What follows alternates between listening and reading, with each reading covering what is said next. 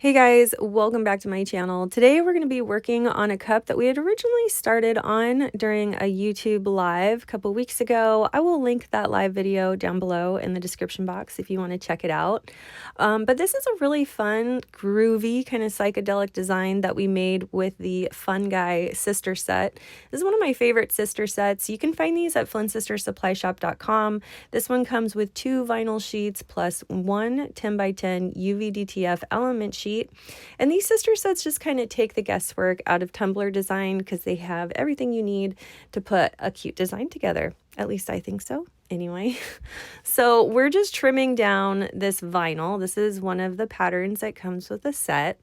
And I'm trimming it down to a size that gives me about 1 inch of excess vinyl on the top and bottom of my cup. This just gives me some wiggle room in case I mess up.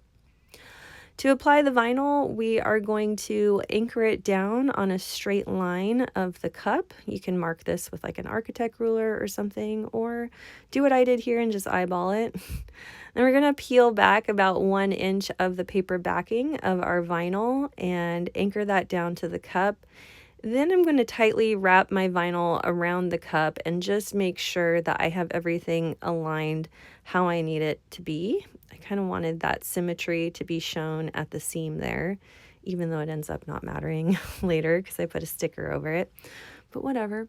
Anyway, once we're sure that that vinyl is nice and aligned, we can move on to applying it. I've got a vinyl scraper here, and I'm just using that to firmly press the vinyl down to our cup, kind of wiggling it back and forth, taking my time as I go. You'll see that I'm not moving the paper backing at all as I'm pressing the vinyl to the cup. I'm letting the tool do that. All right, and once we've got our vinyl applied nice and smooth, I'm just going to pull some tension on the vinyl to get it up over the lip of my cup, and then I'm going to trim off the excess vinyl with a sharp craft knife. I'm going to do the same down there at the bottom. Don't worry about the edge at the bottom if it's a little rough. I'm going to trim that up with our cup trimmer. This is what I'm doing now. This same edge trimmer is no longer available on Amazon. I haven't been able to find it in a while, but there are plenty of awesome cup trimmers available on the market. I will try and link some down below in the description box, but that just gives me a nice crispy edge down there on the bottom of my vinyl. Next, I'm going to move on to applying the UVDTF. These are also what's included in that sister set. And I'm just going to kind of anchor this down to the position that I want it on my cup, and then I will peel back that plastic carrier sheet in the back and then firmly press down, making sure everything's nicely adhered before I peel up that sticky transfer sheet. Once I've got the UVDTF applied, we can start on our first coat of epoxy. I've already mixed 30 milliliters of my Flynn Sisters Fast Cure epoxy, and I'm just applying it to my cup like I normally would. You don't need to seal your vinyl or anything. And then once I have that applied smoothly and I've used my torch to pop any remaining bubbles, I'm going to sprinkle in some chunky opal glitter. This is Dreaming of You from MyraMakesIt.com. Absolutely loved it with this design. It's so cute. I wanted to show you guys real quick what I ended up doing with the handle for the mug version of this cup. So if you're following along, I started the mug version of this one on our YouTube live, and I decided that I was just going to paint the handle of this one black with spray paint. So I just masked everything off with some saran wrap and painter's tape, spray painted that handle really quick, and we're good to go. Once all of that is dry and we're ready to move on, we're going to start on our epoxy drips. To do the drips, I've mixed 20 milliliters of my Flynn Sisters Fast Cure epoxy, and I mixed and I mixed and I mixed. I also added a tiny drop of Alumilite's white epoxy dye. It's important that you're doing very small amounts of your epoxy dyes because most of those are made with resin, and so if you're adding just part A resin to your epoxy, it's going to throw off the cure time. So it may take way longer for your epoxy to set up and get thick enough to do the drips. Our goal here is to get the epoxy as thick as possible before it starts to flash cure. or hopefully it doesn't flash cure at all. And also we want it to be kind of malleable. For me, this took 38 minutes in a 65-degree environment. And what you want to do is mix your epoxy like you normally would. And then I set a timer on my phone to come back and mix every 5 minutes. You may want to just stay on it and just keep it in your hands, which is kind of what I did. And I would put it down, do some rhinestoning for like 5 to 10 minutes, and then pick it back up and see where we were at. It really has to get thick. And you may think, oh, it's thick enough, but it's not. And it would run way too much.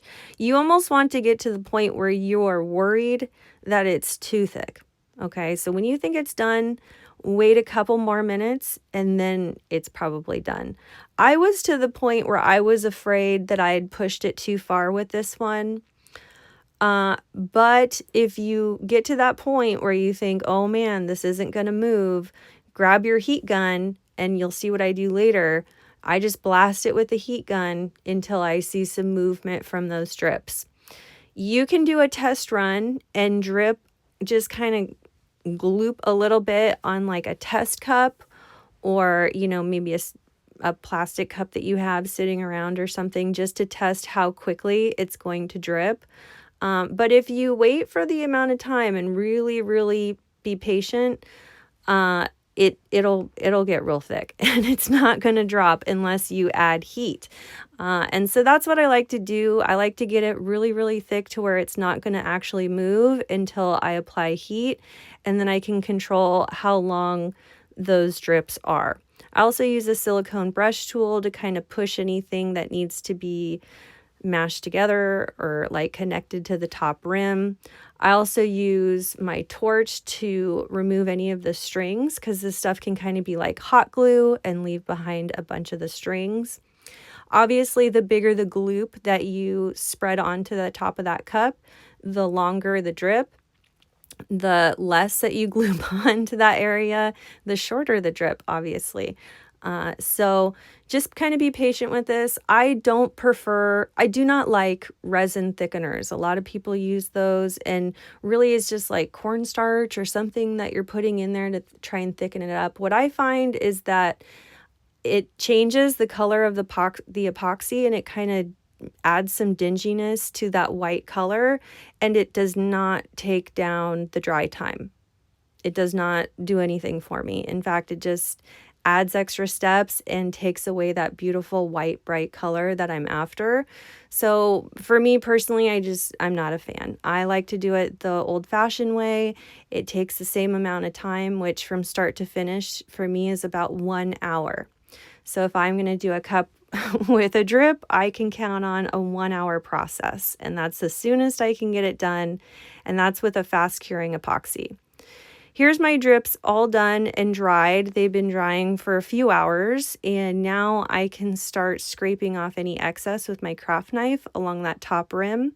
I do want to kind of expose a fine line of stainless steel with this step. This is where my final coat of epoxy will adhere to create the final seal for my tumbler on the outer rim, rather than the very top rim on top of these drips, where it would be more vulnerable and allow for delamination and possible moisture getting in. Next, we're going to move on to the fun part, which is painting the drips. I'm going to be using my favorite art medium today, which is alcohol inks. I got these from blackbearglitters.com, and some of these colors are even fluorescent, so they glow under a black light, which is super cool. I've got a couple medicine cups full of just 91% rubbing alcohol. And I'm using just a cheap paintbrush to apply my inks, making sure that I don't have too much liquid, as that would cause them to drip and bleed, and we really want to have a lot of control with our application today. Every time I pick up a color, I usually like to blot it on my paper towel. If you want to extend your color, you can dip your brush into just the 91% rubbing alcohol, blot it onto your paper towel, and then continue on painting the color onto the drips. To blend colors, you can just grab another paintbrush. I usually like to use one paintbrush per color or one per similar color groupings. And then you would just paint that next color right up against the last, allowing the inks and the alcohol to kind of blend in between. If you're finding that the colors aren't blending too well, you can clean your brush in the rubbing alcohol, blot off the excess alcohol, maybe pick up just a little bit of the rubbing alcohol again, and use that to blend the line between the colors. You'll find the balance of liquid to color and saturation with some practice. The most important thing with this project is controlling the inks.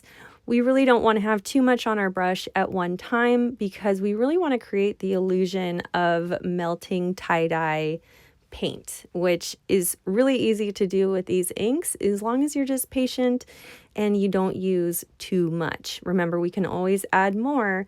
We can always increase the saturation of color. We just can't take away. And while this looks a little bit tedious, it only took 22 minutes from start to finish for me to completely paint this whole piece. Here's a more close-up shot of me painting and kind of blending between colors. Really, you could do this whole cup with 3 colors. You could use that hot pink, the neon yellow, and then the teal. And between each blend of colors, you would achieve the green, purple, and orange. But I like to add in the extra colors.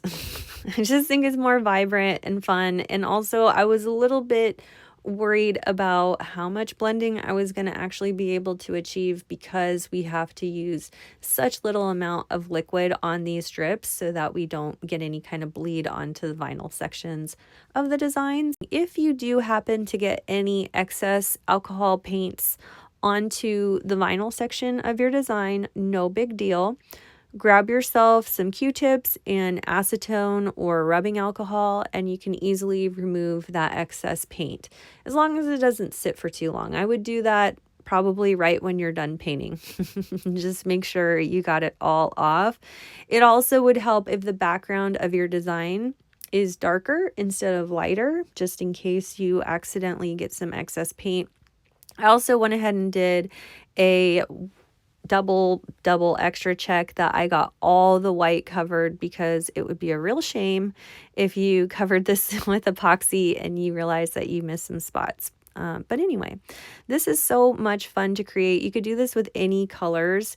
I did let that dry overnight. Anytime I do alcohol inks, I let them dry overnight before I apply any epoxy, and I don't seal them because sometimes sealers can discolor your inks, and I really want to maintain the vibrancy that we were able to achieve here. For my final coats, I'm using my Flynn Sisters Artist Cure Epoxy, and that's going to keep these bright and beautiful for a very long time. And that's it for this tutorial. I hope you guys enjoyed it. I certainly enjoyed creating this. I think this is such a great idea if you need epoxy drips in a certain color or tone, and maybe you don't have the right micas or something. This would be a great way to color them up and add some pizzazz. Let me know what you guys thought in the comments, and if you haven't already, please subscribe to my channel. We go live every Friday now, and I'm trying to upload new videos every Saturday. Thanks so much for watching. We'll see you again soon.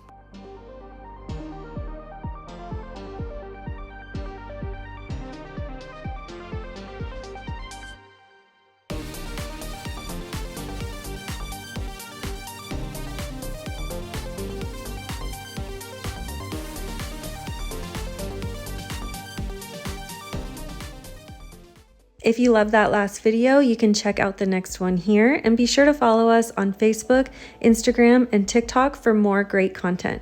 You can shop our products at FlynnSistersSupplyShop.com and subscribe to our channel for new videos every week. Thanks so much for watching, and we'll see you again soon.